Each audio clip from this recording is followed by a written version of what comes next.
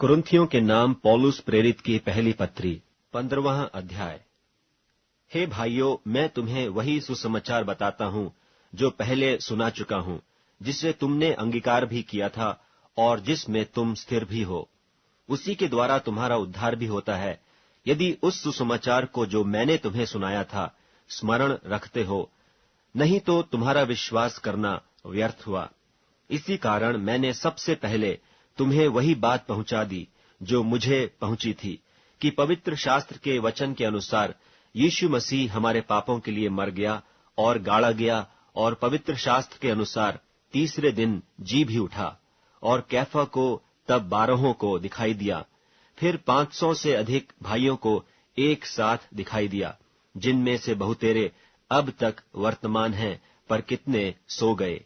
फिर याकूब को दिखाई दिया, तब सब प्रेरितों को दिखाई दिया, और सबके बाद मुझको भी दिखाई दिया, जो मानो अधूरे दिनों का जन्मा हूँ, क्योंकि मैं प्रेरितों में सबसे छोटा हूँ, वरन प्रेरित कहलाने के योग्य भी नहीं, क्योंकि मैंने परमेश्वर की कलीसिया को सताया था। परंतु मैं जो कुछ भी हूँ परमेश्वर के अनुग्रह से हूँ, और उसका अनुग्रह जो मुझ पर हुआ वह व्यर्थ नहीं हुआ। परंतु मैंने उन सब से बढ़कर परिश्रम भी किया, तो भी यह मेरी ओर से नहीं हुआ, परंतु परमेश्वर के अनुग्रह से जो मुझ पर था। सो चाहे मैं हूं चाहे वे हों, हम यही प्रचार करते हैं, और इसी पर तुमने विश्वास भी किया। सो जबकि मसीह का यह प्रचार किया जाता है कि वह मरे हुओं में से जी उठा, तो तुम में से कितने क्यों कर कहते हैं कि मरे हुओं का पुनरुत्थान है ही नहीं।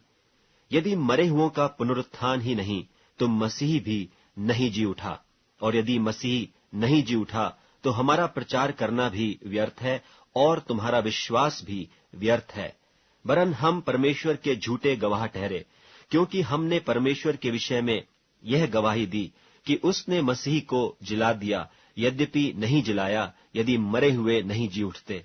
और यदि मुर्दे नहीं जी उठते, तो मसीह भी नहीं जी उठा, और यदि मसीह नहीं जी उठा, तो तुम्हारा विश्वास व्यर्थ है, और तुम अब तक अपने पापों में फंसे हो। वरन जो मसीह में सो गए हैं वे भी नाश हुए। यदि हम केवल इसी जीवन में मसीह से आशा रखते हैं, तो हम सब मनुष्यों से अधिक अभागे हैं। परंतु सचमुच मसीह मुर्दों में से जी उठा है, और जो सो गए हैं उनमें पहला फल हुआ। क्योंकि जब मनुष्य के द्वारा मृत्यु आई, तो मनुष्य ही के द्वारा मरे हुओं का पुनरुत्थान भी आया। और जैसे आदम में सब मरते हैं, वैसा ही मसीह में सब जिलाए जाएंगे। परंतु हर एक अपनी अपनी बारी से, पहला फल मसीह, फिर मसीह के आने पर उसके लोग। इसके बाद अंत होगा। उस समय वह सारी प्रधानता और सारा अधिकार और सामर्थ का अंत करके राज्य को परमेश्वर पिता के हाथ में सौंप देगा।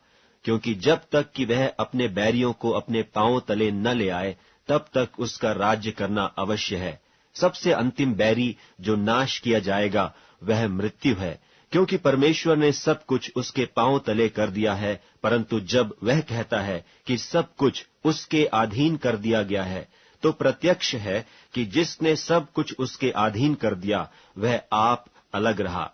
और जब सब कुछ उसके अधीन हो जाएगा, तो पुत्र आप भी उसके अधीन हो जाएगा, जिसने सब कुछ उसके अधीन कर दिया, ताकि सब में परमेश्वर ही सब कुछ हो। नहीं तो जो लोग मरे हुओं के लिए बपतिस्मा लेते हैं, वे क्या करेंगे? यदि मुर्दे जी उठते ही नहीं, तो फिर क्यों उनके लिए बपतिस्मा लेते हैं?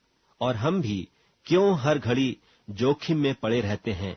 हे भाइयों, मुझे उस घमंड की सोह जो हमारे मसीह यीशु में मैं तुम्हारे विषय में करता हूं, कि मैं प्रतिदिन मरता हूं। यदि मैं मनुष्य की रीति पर इफिसुस में वन पशुओं से लड़ा, तो मुझे क्या लाभ हुआ? यदि मुर्दे जिलाए नहीं जाएंगे, तो आओ खाए पिएं, क्योंकि कल तो मर ही जाएंगे। धोखा न खाना। बुरी संगति अच्छे चरित्र को बिगाड़ देती है। धर्म के लिए जाग उठो और पाप न करो, क्योंकि कितने ऐसे हैं जो परमेश्वर को नहीं जानते। मैं तुम्हें लज्जित करने के लिए यह कहता हूं। अब कोई यह कहेगा कि मुर्दे किस रीति से जी उठते हैं और कैसी देह के साथ आते हैं।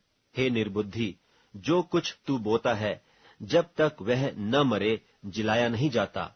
और जो तू बोता है यह वह देह नहीं जो उत्पन्न होने वाली है, परंतु निरा दाना है, चाहे गेहूं का चाहे किसी और अनाज का। परंतु परमेश्वर अपनी इच्छा के अनुसार उसको देह देता है, और हर एक बीज को उसकी विशेष देह।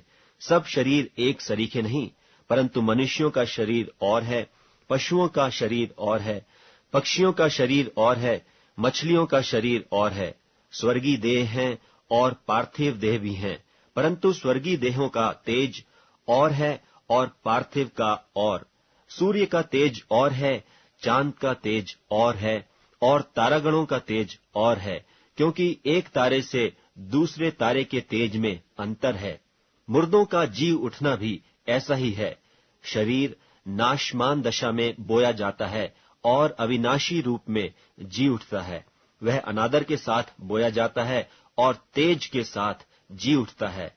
निर्बलता के साथ बोया जाता है और सामर्थ्य के साथ जी उठता है। स्वाभाविक देह बोई जाती है और आत्मिक देह जी उठती है। जबकि स्वाभाविक देह है तो आत्मिक देह भी है। ऐसा ही लिखा भी है कि प्रथम मनुष्य अर्थात आदम जीवित प्राणी बना और अंतिम आदम जीवनदायक आत्मा बना। परंतु पहले आत्मिक न था पर स्वाभाविक था, इसके बाद आत्मिक हुआ। प्रथम मनुष्य धरती से अर्थात मिट्टी का था, दूसरा मनुष्य स्वर्गीय है।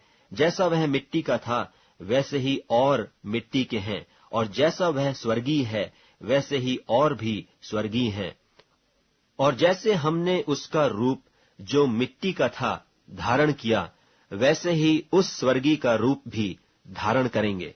हे भाइयों, मैं यह कहता हूं कि मांस और लोहू परमेश्वर के राज्य के अधिकारी नहीं हो सकते, और न विनाश अविनाशी का अधिकारी हो सकता है। देखो, मैं तुमसे भेद की बात कहता हूं कि हम सब तो नहीं सोएंगे, परंतु सब बदल जाएंगे। और यह क्षण भर में, पलक मारते ही, पिछली तुरही फूंकते ही होगा। क्योंकि तुरही फूंकी जाएगी और मुर्दे अविनाशी दशा में उठाए जाएंगे और हम बदल जाएंगे। क्योंकि अवश्य है कि यह नाशमान देह अविनाश को पहन ले और यह मरणहार देह अमरता को पहन ले। और जब यह नाशमान अविनाश को पहन लेगा और यह मरणहार अमरता को पहन लेगा, तब वह वचन जो लिखा है पूरा हो जाएगा कि जय ने मृत्यु को निगल लिया। हे मृत्यु, तेरी जय कहाँ रही? हे मृत्यु, तेरा डंक कहाँ रहा? मृत्यु का डंक पाप है और पाप का बल व्यवस्था है।